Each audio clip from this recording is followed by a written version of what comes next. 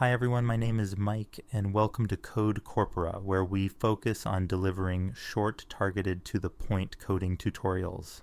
This line of code is used to read data from a CSV file in R. The read.csv function reads the CSV file named filename.csv and stores the data into the data object. In R, to read data from a text file, we use the read.table function. This function reads the .txt file named filename.txt and stores the result in the data variable.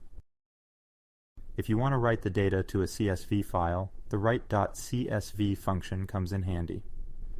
This line of code writes the data stored in the data object into a CSV file named as newfilename.csv. To write data to a text file in R, we use the write.table function.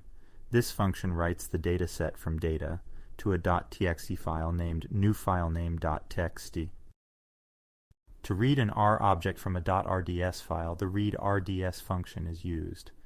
This code reads the file filename.rds and loads the object to memory, storing it into the data variable.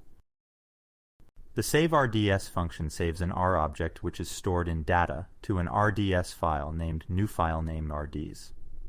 RDS files are a binary file format for storing single R objects.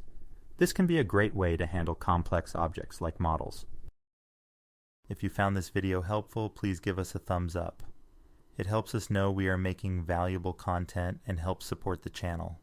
Happy coding!